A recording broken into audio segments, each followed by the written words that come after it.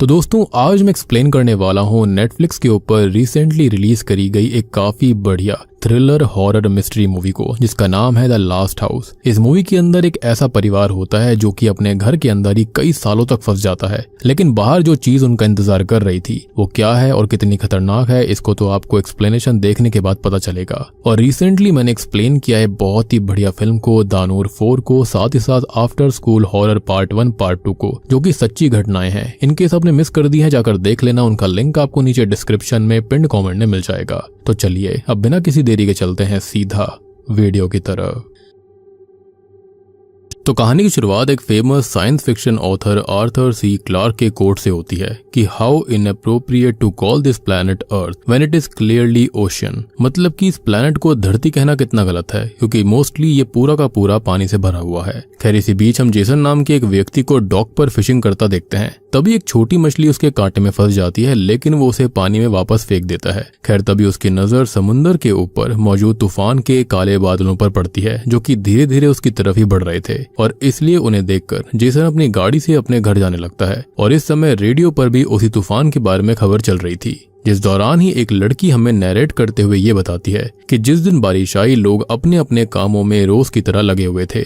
कहने को तो वो सब आसपास रहते थे, मगर सब अपनी दुनिया में मग्न हो रखे थे। पर जिस दिन बारिश आई उस दिन सबको ये पता चला कि वो सब इस दुनिया में अकेले नहीं हैं। खैर अब जेसन एक छोटे से नेबरहुड में रहता था। वहाँ के लोग बारिश का मौसम देखकर अपने घरों में जाने लगते हैं, जिसके बाद जेसन भी अपने घर के बाहर गाड़ी पार्क करके अंदर चला जाता है। अंदर उसको कुछ रिजेक्शंस के लेटर मिलते हैं, जिन्हें देखकर वो काफी उदास हो गया था। असल में जेसन जो था वो पेशे से एक इंजीनियर था, लेकिन उसके पास कोई जॉब नहीं थी, वो ट्राई कर रहा था। अब इसी पैसे की तंगी की वजह से वो अपने घर तक को भी सही नहीं करवा पा रहा होता। खैर अब वो अपने चेहरे पर एक झूठी सी मुस्कान लेकर अपने बूढ़े डॉग कैसिडी, जिसको हम कैस बुलाएंगे, वो उससे प्यार करता है, उसके साथ खेलता है। और बाद में जेसन ऊपर जाता है, जहाँ पर हम उसकी बीवी एन को भी देखते हैं, जो कि सो रही थी। अब जेसन उसको उठाने के बाद में उसे डोनट्स दिखाता है, और ठीक उसी समय वहाँ पर जेसन का बेटा ग्रैम और बेटी रुथ भी आ गई थी। वो तीनों साथ में बहुत ही ज्यादा खुश थे, लेकिन उनकी खुशी ज्यादा देर तक नहीं टिकती। जब सभी नाश्ता कर रहे होते हैं तभी अचानक पूरे घर का नेटवर्क कनेक्शन बंद हो जाता है, जिसको देखकर सभी को ये लगता है कि इस इलाके में नेटवर्क ना आने की वजह से ये सब हो रहा होगा, और इसलिए एन फिर घर शिफ्ट करने की बात छेड़ देती है, जो कि साफ दर्शाता है कि वो इस जगह पर रहना नहीं चाहती थी। लेकिन हम जानते हैं कि जेसन के हालात ठीक नहीं थे। वो जेसन को समझाती है कि इस टूटे फूटे घर में रहना अब सेफ नहीं है, क्योंकि घर में दरारें आ गई हैं, और खासकर उनकी चिमनी वो तो किसी भी वक्त गिर सकती थी। अब वो दोनों इस बारे में बात कर ही रहे थे कि तभी बच्चे याद दिलवाते हैं कि आज उन्हें क्रिसमस ट्री लेने बाहर जाना है, क्योंकि जल्दी ही क्रिसमस आने वाला था, और जेसन ने काफी समय पहले क्रिसमस के पेड़ को लाने का वादा कर दिया था। अब यहाँ हालात खराब थे, तो शुरुआत में तो जेसन पेड़ को लाने से मना कर रहा था, पर बच्चों की जिद के आगे उसे बाहर जाने के लिए मानना पड़ता है। तब सबके रेडी होने के बाद में जब रुथ दरवाजा खोलने की कोशिश करती है तो घर का दरवाजा ही नहीं खुलता, जिसको देखकर ग्रैम को ऐसा लग रहा था कि शायद ये उसकी बहन रुथ की कोई शरारत हो सकती है। लेकिन ग्रैम भी दरवाजे को खोल नहीं पा रहा था, जिसके बाद जब खुद जेसन दरवाजा खोलने की कोशिश करता है तो भी पूरी कोशिश करने के बावजूद भी दरवाजा नहीं खुलता। तब शुरुआत में उसको लगता है कि शायद दरवाजा जाम हो चुका है, और इसलिए वो भागकर दूसरे दरवाजे और खिड़कियों को चेक करता है। लेकिन सबसे ज्यादा होश उड़ा देने वाली बात ये थी कि घर का कोई भी दरवाजा या फिर कोई भी खिड़की खुलने का नाम नहीं ले रही थी। ना ऊपर वाले फ्लोर का, ना एटिक का, इवन गराज का दरवाजा भी नहीं खुल रहा होता। अब यहाँ पर सबसे बड़ी दिक्कत ये थी कि घर के किसी डिवाइस में नेटवर्क भी नहीं थे, जिसकी वजह से एन को अपनी मम्मी पापा की भी टेंशन हो रही थी। तभी जेसन जब पैनिक करते हुए मेन गेट पर जोर से लात मारकर उसको खोलने की कोशिश करता है, तो उसके ऐसा करने के बावजूद भी दरवाजा नहीं खुलता, जिससे और ज्यादा परेशान होते हुए जेसन एक क्रोबार लेकर खिड़कियों को तोड़ने की कोशिश करने लग गया था। वो पागलों की तरह खिड़की के कांच पर लगातार वार कर रहा था, मगर खिड़की पर बस दरार पड़ती है, लेकिन वो फिर भी नहीं टूटती। इसका मतलब वो लोग अपने घर में ही कैद हो गए थे, और अब वो बाहर किसी से हेल्प मांगने भी नहीं जा सकते। ऑब्वियस सी बात है, ना नेटवर्क था ना ही बाहर आवाज जा रही थी। ये देखकर तो ग्रैम, रुथ और एन भी पूरी तरह दंग रह जाते हैं कि आखिरकार एकदम से ये क्या हो गया। तभी जेसन एक बार वापस से लिविंग रूम के कांच को तोड़ने की कोशिश करने वाला था, पर तभी उसकी नजर सामने वाले घर पर पड़ती है, जिसमें से मिस्टर रिचर्डसन एक मिरर को रिफ्लेक्ट कर रहे थे, जिसको देखकर जेसन रुक जाता है। तब जेसन और उसके परिवार को एहसास होता है कि सिर्फ वही नहीं बल्कि उनके मोहल्ले के सारे लोग अपने घर के अंदर कैद हो गए थे। अब ठीक इसी समय उनकी नजर अचानक से बाहर जॉगिंग कर रही एक नेबर यानी कि पड़ोसन सुजैन पर पड़ती है, जो कि किस्मत से बाहर ही रह गई थी, या फिर ये कहें कि बदकिस्मती से। इसलिए अभी जेसन और एन जो होते हैं वो उससे हेल्प लाने के लिए बोलने लगते हैं, लेकिन सुजैन उनकी बात सुन नहीं पा रही थी। मगर अगले ही पल जब सुजैन अपने घर के पास जाकर दरवाजे खोलने की कोशिश करती है तो उसके घर का दरवाजा भी लॉक होता है, यानी कि बाहर से भी दरवाजे नहीं खुल रहे थे, ना ही अंदर से और ना ही बाहर से। जिस दौरान ही सुजैन का पति ग्रेग उसे इशारों से सब कुछ समझाकर हेल्प लाने के लिए कहता है और सुजैन जो थी वो मदद ढूंढने के लिए तेजी से मोहल्ले के बाहर की तरफ भागने लगती है। और ये देखकर सबको उम्मीद थी कि सुजैन जो है वो हेल्प लेकर आ जाएगी, लेकिन अभी सबसे बड़ी दिक्कत ये थी कि किसी को भी समझ में नहीं आ रहा था कि आखिरकार ये सब हुआ क्या है। मगर काफी देर के बाद भी जब वो वापस लौट कर नहीं आती तो जेसन टॉय बाइनोकुलर से अपने पड़ोसियों को देखने लगता है। जिस दौरान ही एन बताती है कि रिचर्डन्स का पोता मैक्स एक डेंटिस्ट है और उनके बगल वाले घर में ग्रेग रहता है जिसे बाइक्स का शौक है। अब इसी समय वो अपने एक पड़ोसी के घर के बाहर एक बोर्ड भी नोटिस करते हैं जिस पर सी द डे लिखा हुआ था। वो पढ़कर जेसन थोड़ा सा हंसने लगता है और तभी एक पास के एक और घर से एक आदमी मिरर पर लिखकर बताता है कि वो तो उस घर में बस वन नाइट स्टैंड के लिए आया था, लेकिन वो फंस गया। अब उसको ऐसा करते हुए देखकर बाकी सब भी व्हाइट बोर्ड पर चीजें लिखकर बात करने लग गए थे। तब मिस्टर रिचर्डसन लिखकर ये कहते हैं कि शायद इसके पीछे गवर्नमेंट हो सकती है, जो कि शायद उन्हें किसी चीज से सेफ रखना चाहती हो। लेकिन ये कैसे हो सकता है? I mean, गवर्नमेंट के पास इतनी ताकत कैसे आ गई कि वो ऐसे ही किसी के घर के दरवाजों को अंदर से और बाहर से लॉक कर सकते हैं? जेसन को भी यही लग रहा होता है कि ये चीज ठीक नहीं थी। तभी पास के दूसरे घर से एक आदमी कहता है कि शायद ये एलियंस का काम हो सकता है, पर अगर ऐसा भी है तो एलियंस इंसानों को घर में बंद क्यों करेंगे? इसी तरह लोगों के मन में कई सारे सवाल आ रहे थे, मगर सच्चाई क्या थी किसी को इस बारे में समझ नहीं आ रहा था।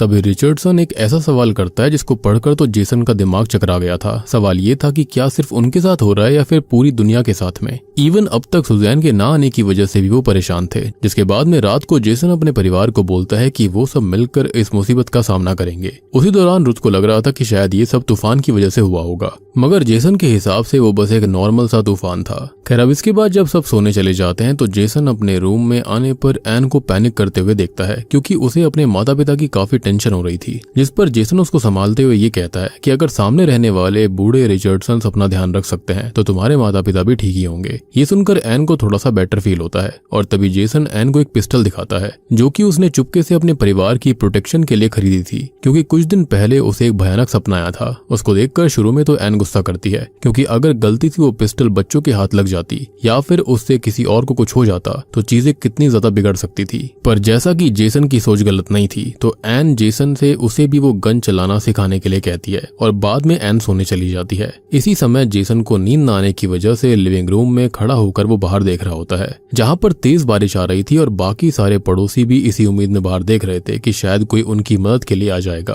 तभी कुछ सोचकर जेसन जो होता है वो ड्रिल से मेन डोर हैंडल लॉक से स्क्रू निकालता है, मगर उसके बावजूद भी दरवाजा नहीं खुलता। जिस दौरान जेसन एक छेद से काफी अजीब चीज नोटिस करता है। असल में बारिश का पानी घर पर किसी फ्लूइड की तरह चिपक रहा था और वो जिस भी खाली जगह पर जा रहा था वो जगह पूरी तरह से सील हो जाती थी। इसी बात को कंफर्म करने के लिए जेसन अपने घर की एक दीवार को भी तोड़ता है, जिसकी आवाज से एन उठ जाती है और उसके पास आ जाती है। और तब जेसन उसको भी बताता है कि उनके घर में हवा तो आ रही है, लेकिन बारिश का पानी घर के चारों तरफ एक इनविजिबल बैरियर बना रहा है, जो कि सच में काफी ज्यादा अजीब था। इसलिए जेसन को लग रहा था कि ये जो कुछ भी है इसमें इंसानों का कोई हाथ नहीं है। इससे थोड़ा सा घबरा कर एन सोने चली जाती है, जिसके बाद सुबह जब एन और जेसन की आंख खुलती है तब तक बारिश बंद हो चुकी थी। इसलिए जेसन जल्दी से वापस दरवाजा खोलने की कोशिश करता है, मगर दरवाजा अभी भी लॉक हो रखा था। इवन आज उनके बच्चे भी काफी शांत थे, इसलिए उनका मूड ठीक करने के लिए जेसन अपनी पुरानी मूवीज और म्यूजिक कलेक्शन निकालता है। लेकिन अफसोस की बात यह थी कि जेसन के पास सिर्फ 2 ही मूवीज की कैसेट थी। और अब जैसा कि उन लोगों को अपने सर्वाइवल के बारे में भी सोचना था, इसलिए वो अपने राशन के सामान को भी देखते हैं, जो कि लगभग 2 महीने के लिए काफी था। और इसी के साथ साथ जेसन ने सबसे पानी और बिजली को भी हिसाब से ही इस्तेमाल करने के लिए कह दिया था, क्योंकि एक बार वो खत्म हो जाती तो वापस आने की कोई गारंटी नहीं थी, ना ही वो उस चीज को ठीक करवा सकते थे या फिर बाहर से कोई राशन ला सकते थे। तभी जेसन कैस को देखता है, जो कि हल्का होने के लिए बाहर जाने की कोशिश कर रहा था, लेकिन गेट ना खुलने की वजह से जेसन उसे घर में ही कहीं पर भी हल्का होने के लिए कहता है या फिर इशारा करता है, क्योंकि एक तो कैस वैसे ही बीमार था और ऊपर से काफी बूढ़ा हो गया था। अब आगे जब जेसन और उसके बच्चे पढ़ाई करते हुए बोर हो जाते हैं तो जेसन उनको स्टफ टॉयज के जरिए मछली साफ करना और पकड़ना सिखाता है, ताकि आगे चलकर अगर जरूरत पड़े तो ये सर्वाइवल स्किल्स उनके काम आ जाएंगी। और बच्चे भी इसको खुशी खुशी सीखने लगते हैं, जिसको देखकर एन को भी काफी अच्छा लगता है। उसी समय जेसन एक और बात बताता है कि उसे शुरुआत से समंदर काफी पसंद है और पहले उसके पास एक बोट भी थी जो कि उसे घर के खर्चे मैनेज करने के लिए बेचनी पड़ी। अब ये सुनकर बच्चों को काफी दुख होता है, लेकिन जेसन और एन उनको हंसा देते हैं। अब इसी तरह से एक हफ्ता बीत जाता है, जिस दौरान डिनर के वक्त एन जब टमाटर काट रही थी तो उसने टमाटर के बीजों को साइड में रख लिया था ताकि वो धीरे धीरे सब्जियां घर में ही उगा सके। उसी वक्त लाइट्स भी फ्लिकर करने लग गई थी, जिसका मतलब सच में हो सकता है कि आने वाले दिनों में वहां पर बिजली भी चली जाएगी। खैर, अब उसी शाम जेसन खिड़की के पास जाकर रिचर्डसन से बात करता है, जिससे उसको पता चलता है कि रिचर्डसन के घर का खाना बिल्कुल खत्म हो गया था। जो बात जानकर जेसन को उनके लिए काफी बुरा लगता है, पर मजबूरी ऐसी थी कि वो चाहकर भी उसकी और उसकी बीवी की कोई भी मदद नहीं कर सकता था। ऑब्वियस सी बात है, ना कोई बाहर जा सकता था ना ही कोई बात कर सकता था, खाली इशारों में और लिख कर बात हो रही थी। और इसी तरह 2 हफ्ते और बीत जाते हैं। तब हम रुथ को अजीब सी ड्राइंग्स बनाते हुए देखते हैं, जिसमें ऐसा लग रहा था कि जैसे उसने बारिश में किसी को देखा हो। तब खिड़की पर वो बारिश की एक बूंद को अजीब तरह से हिलते हुए देखती है, जो कि रुथ की पेंसिल की निब की डायरेक्शन में मूव कर रही थी। तभी जेसन नीचे आकर सबके चेहरे पर स्माइल लाने के लिए गाना बजाता है और बच्चों और एन के साथ डांस करना शुरू कर देता है। आने वाले दिनों में वो इसी तरह एंजॉय करने के लिए साथ में मूवीज देखते हैं, डांस करते हैं और किसी न किसी एक्टिविटी में लगे रहते हैं, ताकि उनको बुरा ना लगे और उनका मन उनकी सिचुएशन से भटका रहे। इसी तरह देखते देखते क्रिसमस का दिन भी आ गया था, जिस रात सारे कैद नेबर्स भी अपने अपने घरों से एक दूसरे को देखते हुए क्रिसमस सेलिब्रेट कर रहे थे। यानी कि जेसन पेड़ को ला ही नहीं पाया। लेकिन उसी रात जब रुथ और ग्रैहम एक साथ बैठे होते हैं, तभी रुथ की नजर बाहर जाती है और वो अचानक ग्रैहम से कहती है कि वो आ गई। तब ग्रैहम को समझ में नहीं आता कि रुथ बाहर क्या देख रही है और किसके बारे में बोल रही है, लेकिन रुथ उस चीज को रेन वॉकर कहती थी। इसी बारे में वो खाना खाते समय सबको बताती है, लेकिन सबको लगता है कि बाहर बस कोई जानवर होगा। मगर रुथ के हिसाब से वो जो कोई भी चीज थी वो उनको कुछ बताने की कोशिश कर रही थी, पर उसके काफी बार बोलने के बाद भी कोई भी इस बात पर भरोसा नहीं कर रहा था। आई मीन, घर में इतनी वियर्ड चीजें हो रही हैं, लेकिन उसकी बात पर कोई भरोसा करना नहीं चाहता। बहुत ही अजीब सी बात थी। एंड आई नो कि अगर इन बातों पर विश्वास कर लिया गया तो हॉरर मूवी आगे कैसे बढ़ेगी। एनीवेज, अब सारे के सारे लोग इतने दिनों से सेम खाना खाकर बोर हो गए थे। तब रुथ और बाकी सबका मूड सही करने के लिए एन सबको बिना शुगर के कुकीज देती है, जो कि असल में बिना शुगर के बनते नहीं, लेकिन चीनी खत्म होने की वजह से उसने इन कुकीज को बना दिया था। मगर एन के इस प्यार ने सबके चेहरे पर वापस से मुस्कुराहट ला दी थी। अब रात में जब बच्चे सो जाते हैं तो जेसन एन का मूड फ्रेश करने के लिए उसके साथ जॉइंट फूकता है। जी हाँ, और बाद में वो दोनों एयर फोर्स 1 नाम की एक मूवी देखकर काफी एंजॉय करते हैं। इसके बाद दोनों ही बैकयार्ड के पास वाले रूम की जमीन पर लेटकर तारे देखने लग गए थे, जहां बातें करते हुए एन जेसन को बताती है कि इस बार ईएमआई की टेंशन ना होने की वजह से उसे सच में काफी अच्छा लग रहा है। और कहीं ना कहीं जेसन को भी ये सब थोड़ा सा सुकून भरा लग रहा था, वरना नॉर्मल दिनों में तो वैसे भी सभी प्रेजेंट डे को या फिर फ्यूचर को लेकर काफी टेंशन में रहते थे। खैर, यही बातें करते करते वो दोनों एक दूसरे के करीब आने वाले थे, लेकिन तभी उनकी नजर दरवाजे के बाहर जाती है, जहाँ पर एक लोमड़ी घूम रही थी। जिसका मतलब इंसानों के यूं अचानक कैद होने की वजह से जंगली जानवर वापस शहरों की तरफ आने लग गए थे। यानी कि यह फिनोमिना पूरे धरती पर हो रहा था। अब इसके अगले दिन क्रिसमस गिफ्ट्स का समय हो गया था, जिस दौरान बच्चों को घर के पुराने सामान ही गिफ्ट्स के तौर पर मिलते हैं। लेकिन इस मुश्किल समय के अंदर भी वो खुशी मनाने के लिए काफी थे। तभी बाकी सब भी एन को एक काफी अच्छा गिफ्ट देते हैं, जिसको देखकर वो काफी इमोशनल हो गई थी, क्योंकि वो एन का उगाया हुआ पहला टमाटर था, जिसका टेस्ट काफी लाजवाब था। लेकिन उनकी ये खुशी ज्यादा पल के लिए नहीं टिकती, क्योंकि थोड़ी ही देर के बाद रुथ ये देखती है कि मिसेस रिचर्डसन बीमारी की वजह से नीचे गिर गई हैं, जिसके बारे में जेसन और एन को पता चलने पर वो बच्चों को उनके रूम में भेज देते हैं, क्योंकि वो समझ गए थे कि भूख की वजह से मिसेस रिचर्डसन खत्म हो चुकी हैं।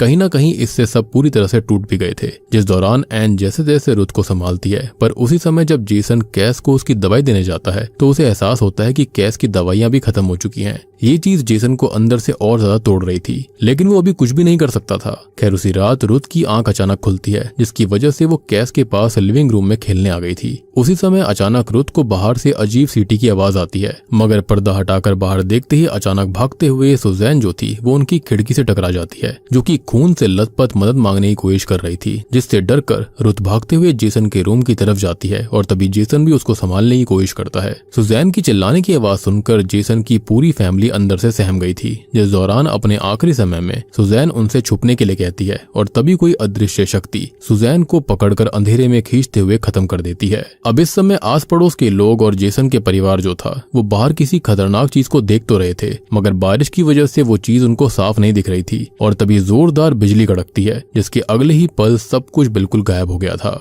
और इससे डरकर जेसन जल्दी से सभी खिड़की और दरवाजों के पर्दे लगाने के लिए कहता है, क्योंकि वो समझ गया था कि अगर बाहर मौजूद उन मॉन्स्टर्स की नजर उन पर पड़ गई तो उनके पूरे परिवार के लिए काफी बड़ी दिक्कत हो जाएगी। यानी कि उसके हिसाब से बाहर मॉन्स्टर थे जिन्होंने सुजैन को खत्म कर दिया था। खैर डर के मारे उनकी रूह कांप गई थी, और जब वो ये देखते हैं कि बाहर एक नहीं बल्कि बहुत सारे खौफनाक मॉन्स्टर घूम रहे थे, तो कुछ ही देर के बाद में सब रुथ की बनाई हुई ड्राइंग्स को देखते हैं, जिस दौरान रुथ बताती है कि उसने इन मॉन्स्टर्स को पहले भी देखा था और उसे लगता है कि उनमें से एक मॉन्स्टर फ्रेंडली है। मगर जेसन के हिसाब से तो मॉन्स्टर्स कभी फ्रेंडली नहीं होते, इसलिए वो सबको ऑर्डर देता है कि बारिश के समय अब से कोई भी खिड़की के पास नहीं जाएगा। इवन अभी जेसन ने सबसे वादा भी करा था कि वो किसी को कुछ भी नहीं होने देगा। खैर उस रात के बाद से वो चारों एक ही कमरे में साथ साथ सोने लगते हैं। अगले दिन जेसन नोटिस करता है कि पास वाले घर में नेबर्स खाने पीने की कमी की वजह से झगड़ने तक लग गए थे, और मिस्टर रिचर्डसन मिसेस रिचर्डसन को याद करके काफी दुखी था। उसी समय रुथ और ग्रैहम भी नीचे आ गए थे, जिन्हें इन सब से दूर रखने के लिए जेसन उन्हें एक्सरसाइज करने के लिए कहता है, जिस दौरान ग्रैहम घर में ही जॉगिंग करने लग गया था और ऊपर वाले रूम में ही रुथ कपड़े से लटक कर जिम्नास्टिक कर रही थी। उसी समय उसके वजन से चिमनी पर हल्का सा असर पड़ता है, जिसकी वजह से होता यह है कि चिमनी कैप अचानक से नीचे आकर गिरती है, और उसकी आवाज सुनकर जेसन और एन तुरंत ही ऊपर आ गए थे।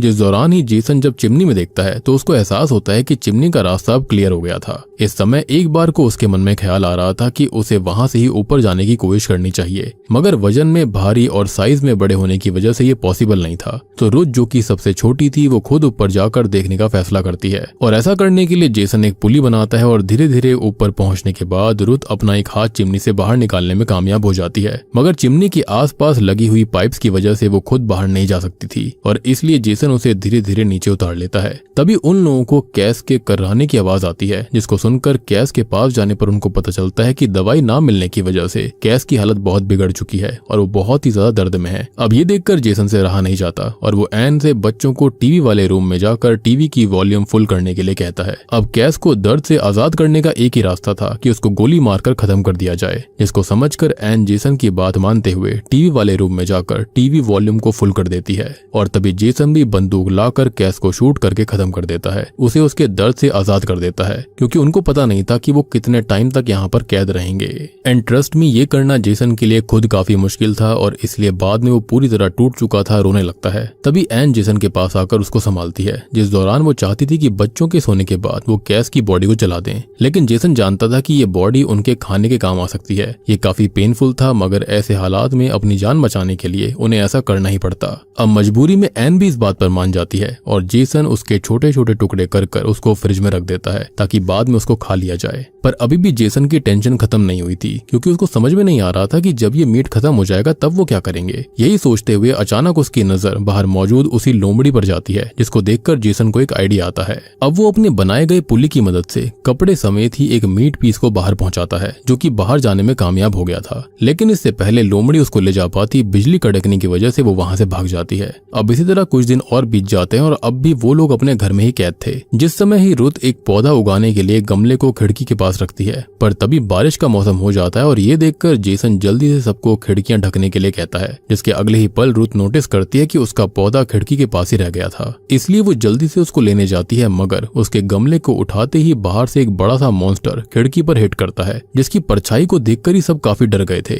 तब जेसन सबको शांत रहने के लिए कहता है, और मॉन्स्टर के जाने के बाद एन और जेसन मिलकर रुथ को संभालते हैं। खैर अब इसी तरह कुछ महीने और बीत जाते हैं, और अब जेसन के घर का राशन लगभग खत्म हो गया था। इसी वजह से रुथ की अब जेसन और एन से भी बहस हो गई थी, जिससे गुस्सा होकर रुथ अपने कमरे में चली जाती है। और जब ग्रैहम देखता है कि सिचुएशन इतनी ज्यादा बिगड़ गई है, तो वो अपने फिश टैंक में मौजूद मछलियों को उस तरीके से काटता है जैसे कि जेसन ने उसको सिखाया था। ये देखकर जेसन और एन इमोशनल होकर रोने लग गए थे, और तभी रुथ भी उनके पास आकर उनके गले लग जाती है। तभी अचानक जेसन को ध्यान आता है कि घर के पास कुछ जंगली जानवर घूम रहे हैं, और इसलिए वो एक अच्छा पुली और फंदा बनाकर उसमें मीट का टुकड़ा लगाता है। बेसिकली मछली पकड़ने वाली टैक्टिस को यहाँ पर इस्तेमाल किया जा रहा था जंगली जानवरों को पकड़ने के लिए, और वो उसको चिमनी से बाहर पहुंचा देता है। तब एक छोटी सी लोमड़ी उस मीट को खा लेती है, लेकिन जेसन उसे पकड़ नहीं पाता, जिसकी वजह से वो अपने डिजाइन को और ज्यादा बेहतर बनाने की कोशिश में लग गया था। किस्मत से इस बार वो उस लोमड़ी को ट्रैप करने में कामयाब हो जाते हैं। लेकिन होता यह है कि उसे ऊपर खींचते वक्त कपड़ा फटने की वजह से लोमड़ी और जेसन की हंटिंग मशीन दोनों ही बाहर गिर जाते हैं।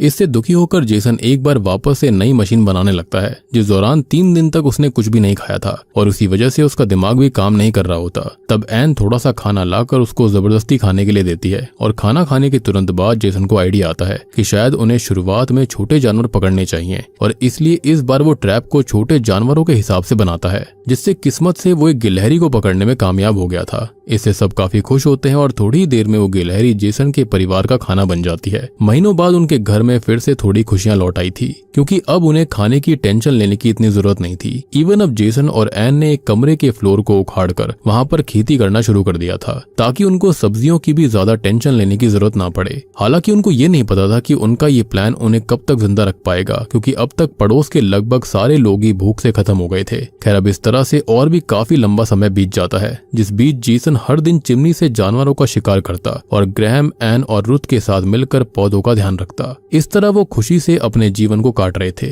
मगर एक दिन जब वो एंजॉय करने के लिए मूवी देख रहे होते हैं, तभी घर की बिजली भी पूरी तरह चली जाती है। लेकिन अब जेसन का परिवार हर सिचुएशन के लिए तैयार था। इस तरह अब उस 4 दीवारी के बीच 5 साल बीत जाते हैं। जी हाँ, 5 साल, जिस समय तक एन की फसल काफी अच्छी हो गई थी, ग्रैहम और रुथ दोनों बड़े हो गए थे और जेसन ने अब तक अपने फंदे को ऑटोमेटिक भी बना दिया था। हालांकि अभी भी रुथ को ड्राइंग का काफी शौक था और वो ज्यादातर समय एटिक में अपनी ड्राइंग्स के साथ बिताया करती। इवन अब तक बाहर का माहौल भी पूरी तरह अलग हो गया था, क्योंकि इतने समय से इंसानी इंटरफेरेंस के बिना आसमान काफी साफ हो गया था, जैसे कि कोविड के समय में हुआ था। अब मोहल्ले में काफी सारे जंगल, पेड़ पौधे उग गए थे और वो जानवर जो इंसानी कॉलोनी से दूर रहा करते थे, वो वापस पूरी दुनिया को अपना घर समझकर चारों तरफ आजादी से घूम रहे थे, जो कि ऑब्वियस सी बात है कि इनके परिवार के लिए अच्छी ही बात थी। अब एक दिन जब एन जेसन के बाल काट रही होती है, तब वो ये बताती है कि ग्रैहम जैसे जैसे बड़ा हो रहा है, उसका गुस्सा बढ़ता जा रहा है, जो कि कहीं ना कहीं सही था, क्योंकि ग्रैहम इस घर में रहकर बोर हो गया था और वो बस कैसे भी वहां से बाहर निकलना चाहता था।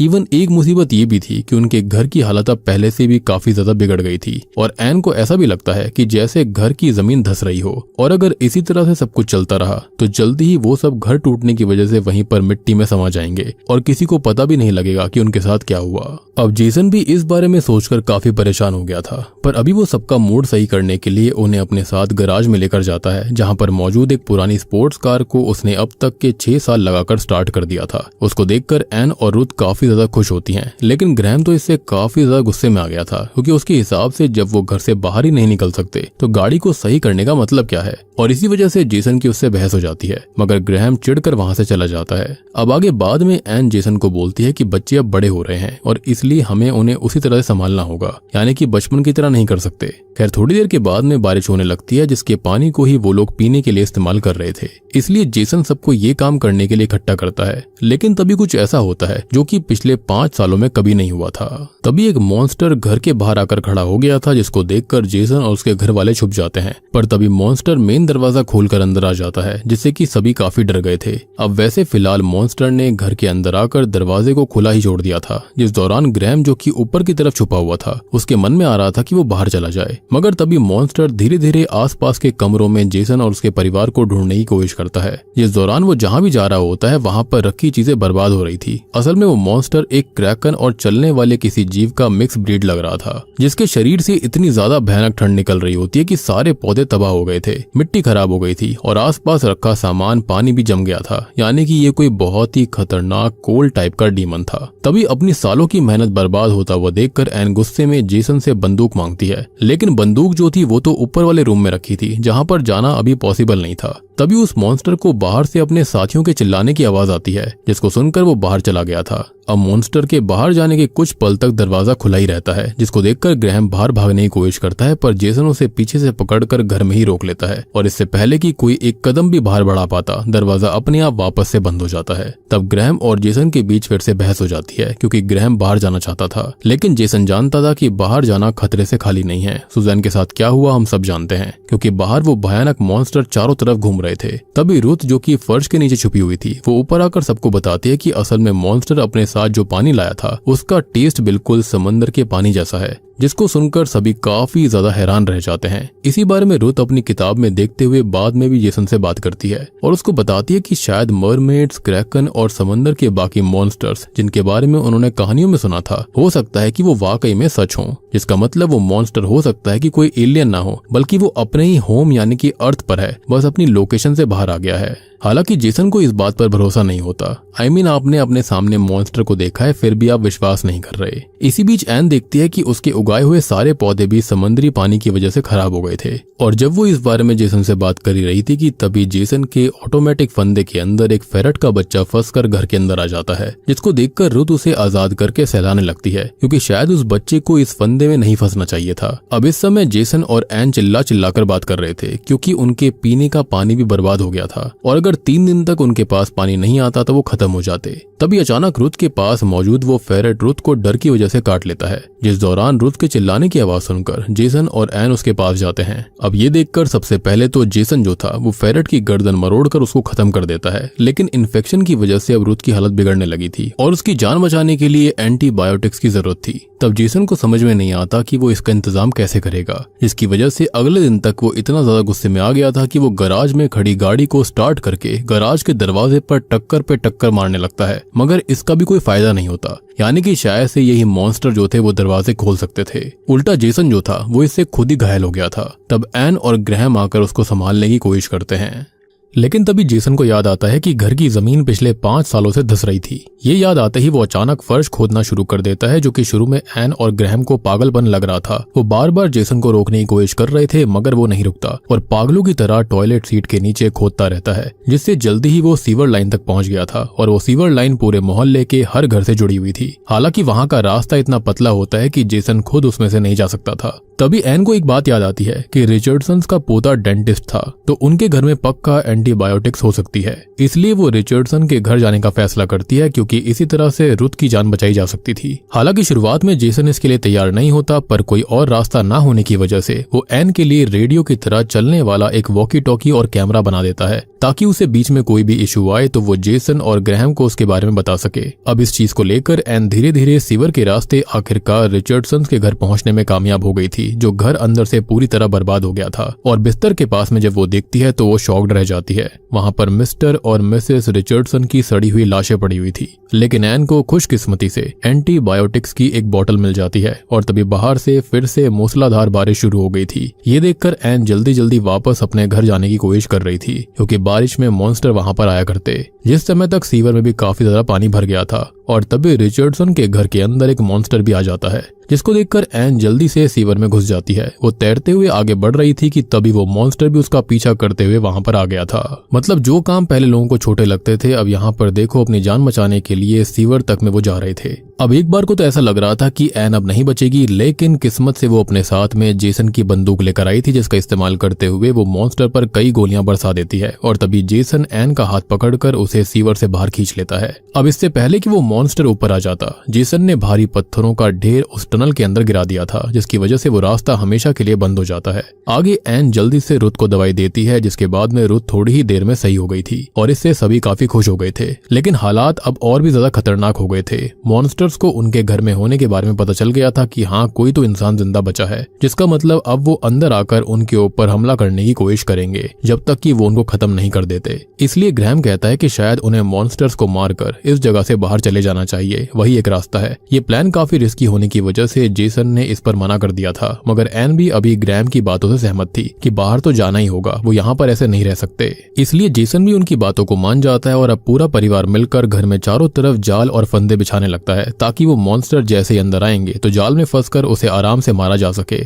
खैर अब तक रुथ भी पूरी तरह से ठीक हो गई थी, इसलिए वो जेसन की मदद कर रही होती है। फिर कुछ ही देर में आखिरकार वो समय आ ही जाता है जब उन्हें मॉन्स्टर को अंदर बुलाकर उसे खत्म करना था। था, इसलिए सब अपना अपना सामान लेकर अपनी अपनी पोजीशंस पर चले जाते हैं। लेकिन आज काफी अलग चीज होती है। मॉन्स्टर के आने से पहले घर में चारों तरफ पानी भरने लग गया था, जिसको देखकर सबके होश उड़ जाते हैं और वो अपनी जान बचाने के लिए सबसे ऊपर एटिक में जाने का फैसला करते हैं। हो सकता है कि शायद से मॉन्स्टर्स को आइडिया लग गया था कि ये इंसान खतरनाक थे।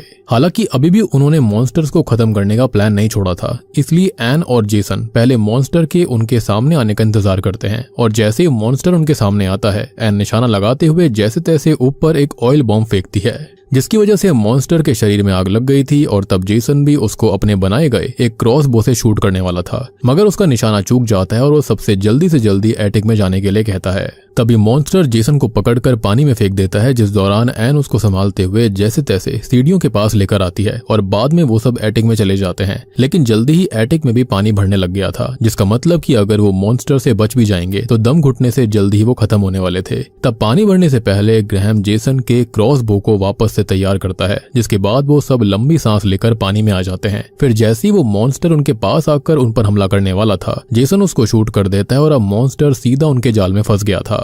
असल में उन लोगों ने क्रॉसबो की रस्सी नीचे मौजूद गाड़ी में इस तरह से फंसाई हुई थी कि मॉन्स्टर के एरो लगते ही गाड़ी अपने आप शुरू हो जाए और उसके स्टार्ट होते ही बाकी सारे ट्रैप्स भी चालू हो गए थे। इवन अभी जब मॉन्स्टर छूटने की कोशिश कर रहा होता है तो गाड़ी के पास एक बड़ा होल हो गया था, जिसकी वजह से घर का सारा पानी उस होल में चला जाता है और अब जेसन का परिवार नॉर्मली सांस ले पा रहा था। खैर, अब ये लोग जब नीचे जाते हैं तो वहाँ मॉन्स्टर्स को रस्सियों के अंदर जकड़ा हुआ देखते हैं, जिसको देखकर जेसन खंजर लेकर उनके पास जाता है और कहता है कि दरवाजा खोलो। हालांकि मॉन्स्टर उसकी कोई बात नहीं सुन रहा था, मगर जेसन बार बार उसे धमकाने की कोशिश कर रहा होता है। तभी अचानक रुथ उसे रोकते हुए कहती है कि अगर हमने इसको खत्म कर दिया तो हम कभी बाहर नहीं निकल पाएंगे। खैर, ये सुनकर जेसन कुछ सोचता है और ध्यान से उस क्रीचर को देखता है। उसको देखकर समझ आता है कि वो क्रीचर भी उतना ही डरा हुआ था जितने वो लोग डरे हुए थे और शायद वो उन पर अटैक करने के बारे में नहीं सोच रहा था। उसी पल जेसन के दिमाग में रुथ की बचपन वाली बात याद आती है, जब रुथ ने कहा था कि जिस मॉन्स्टर को उसने देखा था वो अच्छा था, और इससे जेसन को समझ आ जाता है कि ये कौन सा मॉन्स्टर है।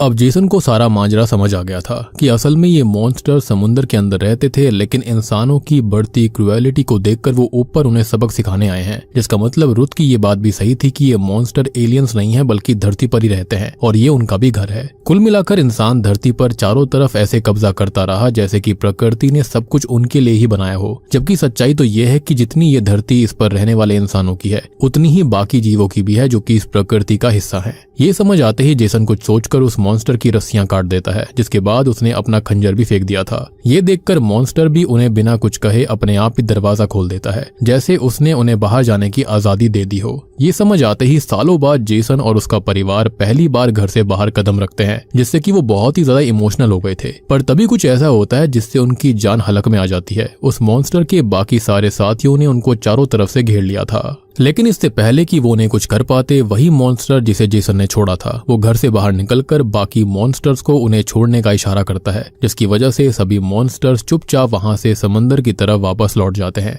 जिसकी अगले ही पल जेसन के परिवार का पूरा घर उनकी आंखों के सामने टूटकर जमीन में समा गया था, यानी कि अगर वो बाहर नहीं निकलते तो उनकी वहीं पर समाधि बन जाती। जिसके बाद फाइनली वो बारिश भी रुक जाती है और जेसन अपने परिवार के साथ देखता है कि उनका पूरा टाउन किसी बड़े जंगल की तरह हो गया था, यानी कि अब ये मॉन्स्टर वापस लौट गए थे और जब ये मॉन्स्टर आया करते तभी बारिश होती थी। मे बी उनके लिए हैबिटेट था ये। तभी उसकी नजर उसी पड़ोसी की बोट पर जाती है, जिसको देखकर अब जेसन अपने जरूरत के सामान को उस बोट में लोड करता है और अपने परिवार के साथ नई जिंदगी की तलाश में समंदर में ही निकल पड़ता है। और उसी समय वो नैरेटर लड़की बताती है कि वो लोग सिर्फ इसलिए बचे क्योंकि उन्होंने उस मॉन्स्टर की जान बख्श दी थी और मॉन्स्टर ने बदले में उनकी जान को बख्श दिया। इसका मतलब ये था कि इंसान उनको समझ नहीं पाए और वो मॉन्स्टर कोई खतरा नहीं थे, वो भी बस अपने लिए घर ढूंढ रहे थे। इवन वो नैरेटर असल में कोई और नहीं बल्कि खुद रुथ ही होती है। वो अपने परिवार के साथ आगे बढ़ रही थी और तभी शॉकिंगली रेडियो पर बाकी सर्वाइवर्स की आवाज सुनाई देती है, यानी कि और भी लोग थे जो कि किसी तरह से इन लोगों की तरह जिंदा बच गए थे। लेकिन अब धरती की आबादी काफी कम हो गई थी और यही तो शायद से ये मॉन्स्टर चाह रहे थे कि रिसोर्सेज खत्म ना हो। और बूम, इसी के साथ में द लास्ट हाउस मूवी यहीं पर खत्म हो जाती है। तो दोस्तों, ये थी द लास्ट हाउस फिल्म की कहानी। उम्मीद करता हूँ कि आपको ये सर्वाइवल हॉरर थ्रिलर मूवी पसंद आई होगी। बेसिकली इस मूवी के अंदर यही दिखाने की कोशिश करी गई है कि इंसान जो है वो यहाँ पर धरती को कितना ज्यादा नुकसान पहुंचा रहा है। जबकि ये रिसोर्सेज खाली इंसान के लिए नहीं है बल्कि बाकी जीव जंतुओं के लिए भी है। लेकिन इंसान लालची होकर सब कुछ खत्म करता जा रहा है। आई मीन आयरनी देखो, जंगल को और फॉरेस्ट को खत्म करके उसमें सोसाइटी बनाई जाती है और उसके अंदर फिर गार्डन या फिर ट्री लगाए जाते हैं और बोलते हैं कि ये लग्जरी है। बट आयरनी तो यही है कि लग्जरी तो वो पहले ही थी, लेकिन इन लोगों ने यहाँ पर पैसे कमाने के लिए ऐसा किया। सबसे बड़ी बात यह है कि बढ़ती आबादी के चलते इंसान करेगा भी क्या, कहाँ पर रहेगा और कैसे रहेगा, उसके चलते ये सब हो रहा है। और उसी के चलते कई लोग इसका फायदा उठाते हैं जिनके पास बहुत सारे पैसे हैं। अब देखो, घर बनाना या फिर ये सब चीजें करना गलत नहीं है, लेकिन एक बिल्कुल हाइब्रिड मिक्सचर हो सकता है, यानी कि कोई हाइब्रिड मॉडल जिसके अंदर ज्यादा काटा पीटी भी ना करी जाए और साथ साथ सब लोग रह सकें। इसलिए कहते हैं कि भूत प्रेत या फिर मॉन्स्टर खतरनाक नहीं है, सबसे खतरनाक इस धरती पर इंसान ही है। और मेरे ख्याल से ये लोग शायद इसलिए बच गए थे क्योंकि रुत जो थी वो शायद से इस मॉन्स्टर से स्टार्टिंग से कांटेक्ट करती रहती होगी इनडायरेक्टली। मॉन्स्टर ने देखा होगा कि ये इंसान इतने बुरे नहीं थे और ये लोग अच्छा कर रहे थे, जिसके चलते हो सकता है कि शायद से मॉन्स्टर ने इनको जाने दिया। या फिर ये भी कहा जा सकता है कि यही वो इंसान थे जिन्होंने दरिया दिली दिखाई थी, जिसके चलते मॉन्स्टर भी यहाँ से चले गए। मुझे ऐसा लगता है कि पक्का यह मॉन्स्टर धरती के ऊपर आए ही इसलिए थे ताकि यहाँ पर सारी चीजें ठीक हो जाएं, जंगल वापस लौट आए, जानवर भी वापस लौट आए, जिसके चलते धरती थोड़ी सी हील हो सके। एंड ऑब्वियस सी बात है, कोरोना के टाइम पर 2-3 महीने में ही इतनी चीजें हील हो गई थी। सोचकर देखो कि अगर 5 से 10 साल तक कुछ भी ना हो तो उसके बाद धरती कितनी खुद को ठीक कर लेगी। तो उम्मीद करता हूँ कि आपको फिल्म समझ में आ गई होगी, अच्छी लगी होगी। वीडियो अच्छी लगी हो तो लाइक कर देना, चैनल के ऊपर नए हो तो सब्सक्राइब कर लो। और रिसेंटली मैंने दानूर को और आफ्टर स्कूल हॉरर के पार्ट 2 को एक्सप्लेन कर दिया है, जाकर देखना, काफी इंटरेस्टिंग स्टोरीज हैं। उनका लिंक आपको नीचे डिस्क्रिप्शन में पिन कमेंट में मिल जाएगा। तो मैं आप सबको मिलता हूँ अगली वीडियो के साथ में, तब तक के लिए